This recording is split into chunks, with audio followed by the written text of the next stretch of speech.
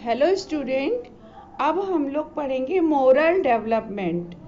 तो moral development में हम लोगों ने कोहल वर्ग का मोरल डेवलपमेंट और सोशल लर्निंग मोरल डेवलपमेंट कैसे सिखाती है थ्योरी, ये पढ़ेंगे इसमें। तो आज हम लोग पढ़ेंगे बंडूरा की सोशल लर्निंग। ठीक है, तो बंडूरा ने सोशल लर्निंग थ्योरी दी है, उसे हम लोग कहते हैं बंडूरा का सामाजिक अधिगम का सिद्धांत। इन्होंने अपने सामाजिक अधिगम के द्वारा, सोशल लर्निंग के द्वारा बच्चों में मोरल डेवलपमेंट कैसे होता है अपनी थ्योरी में ये दिखाया है। तो बंडूरा ने ये समझाने की कोशिश करी है कि बच्चे का जो मोरल डेवलपमेंट होता है वो समाज में होता है, और समाज के में ही रहकर वह हर चीज सीखता है, अच्छी हो या बुरी, नैतिक हो या अनैतिक। ठीक है, तो बच्चे का जो मोरल डेवलपमेंट भी समाज में रहकर ही होता है। वह नैतिकता का विकास भी समाज के द्वारा ही सीखता है, जैसा वह देखता है वैसा ही वह सीखता है। तो सोशल लर्निंग थ्योरी पर प्रकाश डालते हुए इन्होंने क्या कहा है कि लोग दूसरों के अवलोकन के माध्यम से नए व्यवहार प्राप्त करते हैं। ठीक है, जब दूसरों को देखते हैं, अवलोकन करते हैं, निरीक्षण करते हैं, अवलोकन यानी देखना, ठीक है, के माध्यम से नया व्यवहार सीखते हैं। तो व्यक्ति अपने वातावरण को देखकर उसका अनुकरण करता है और उसी के अनुसार अपने व्यवहार में परिवर्तन लाता है। इसी को हम कहते हैं सोशल लर्निंग। वातावरण को देखकर, वातावरण से मतलब है जो हमारे आसपास लोग रहते हैं, जो फैमिली मेंबर्स रहते हैं, जो फ्रेंड्स रहते हैं, जो अड़ोसी पड़ोसी हैं, स्कूल है, स्कूल के फ्रेंड्स हैं, तो उनको देखकर ही तो हम अनुकरण करते हैं और उसी के अनुसार अपना व्यवहार करने लगते हैं और व्यवहार में चेंज भी करते हैं उन्हीं को देखकर। अगर हम किसी एक तरह का व्यवहार कर रहे होते हैं, अगर हमारा फ्रेंड दूसरी तरह का व्यवहार करता है तो हम सीख लेते हैं, उसका व्यवहार अपनाना शुरू कर देते हैं। इसी को हम सोशल लर्निंग थ्योरी भी कहते हैं। ठीक है, अब देखते हैं बंडूरा का प्रयोग क्या है। तो इसमें क्या दिखा रहे हैं बंडूरा के प्रयोग में, इन्होंने बच्चों पर प्रयोग किया है। ठीक है, इन्होंने जो ये अपना प्रयोग सोशल लर्निंग थ्योरी दिखाई है, इन्होंने अपने एक्सपेरिमेंट जो किया वो बच्चों पर प्रयोग किया। इसमें कैसे दिखाया है, एक रूम में बहुत अस्त व्यस्त पड़ा है, बच्चा खेल रहा है। ठीक है, इस पिक्चर में आपको इस तरह का दिखाया जा रहा है। अब आगे और देख लेते हैं। तो बंडूरा का बच्चों तथा खिलौनों पर प्रयोग, वो पूरा प्रयोग हम आगे समझेंगे, देखेंगे कि बच्चे कैसे सीखते हैं, जो चीजें देख रहे होते हैं उसका बच्चों के ऊपर क्या असर पड़ता है। इन्होंने अपने प्रयोग में इस तरह से दिखाया है।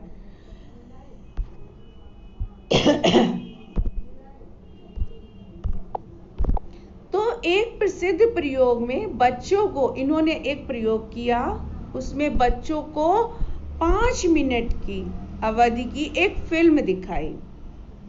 बच्चों का ग्रुप लिया तो बच्चों को 5 मिनट की अवधि की एक फिल्म दिखाई। अब फिल्म में क्या था, फिल्म में एक बड़े कमरे में बहुत से खिलौने थे। ठीक है, उनमें एक खिलौना, एक बड़ा सा गुड्डा जिसे बोबो डॉल कहा जाता है, गुड्डा था। बोबो डॉल उसे कहते हैं ना, जिसे मारे पुश करे तो वो गिर जाए फिर उठ के खड़ा हो जाए, तो इसी को तो बोबो डॉल कहते हैं। तो एक बड़ा खिलौना रखा था बोबो डॉल। अब क्या फिल्म दिखाई, अब कमरे में एक लड़का आता है, प्रवेश करता है और चारों ओर देखता है। लड़का सभी खिलौनों के प्रति क्या करता है, अपना क्रोध प्रदर्शित करता है और बड़े खिलौने के प्रति विशेष रूप से आक्रामक हो उठता है। अब क्या, वह गुड्डे को मारता है, उसे फर्श पर फेंक देता है, पैर से ठोकर मारकर गिरा देता है और फिर उसी पर बैठ जाता है। ठीक है, इस तरह से उस खिलौने के साथ इस बच्चे ने एक्टिविटी की, ये बच्चे देख रहे थे फिल्म में कि एक बच्चा ये सब उस गुड्डे के साथ कर रहा है। इसके बाद का घटनाक्रम क्या करते हैं, 3 अलग अलग रूपों में 3 फिल्में तैयार किया गया। इतनी फिल्म तो सेम थी, सारे बच्चों को दिखा दी।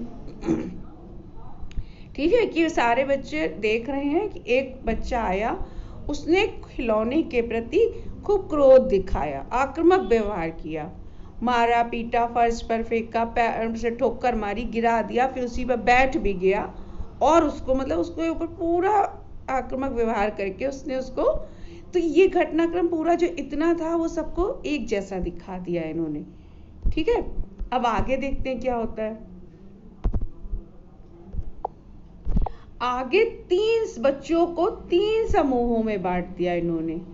अब क्या है, एक फिल्म में बच्चों के एक समूह ने देखा, फिर जो बच्चे देख रहे थे फिल्म उनको 3 ग्रुप में बांट दिया, अलग अलग कर दिया, और आगे की जो फिल्म थी वो अलग अलग तरह से दिखाई। इतनी फिल्म सेम दिखाई, आगे की फिल्म तीनों ग्रुप के बच्चों को अलग अलग दिखाई।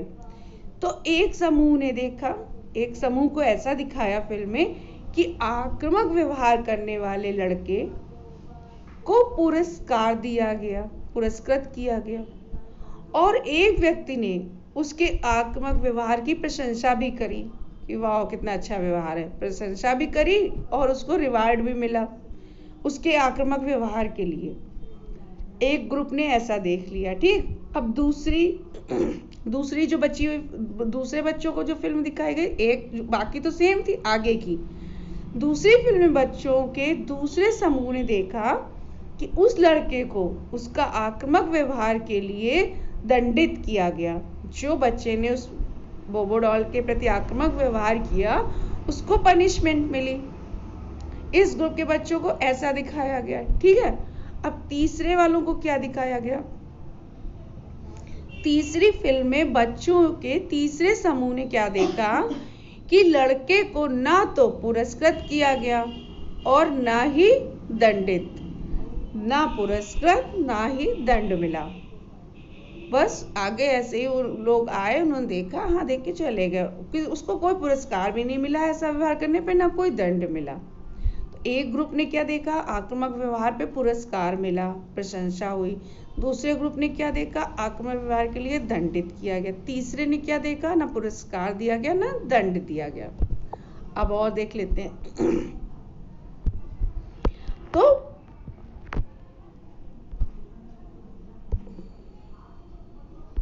हाँ, इस प्रकार बच्चों के तीनों समूहों को 3 अलग अलग फिल्में दिखाई गई।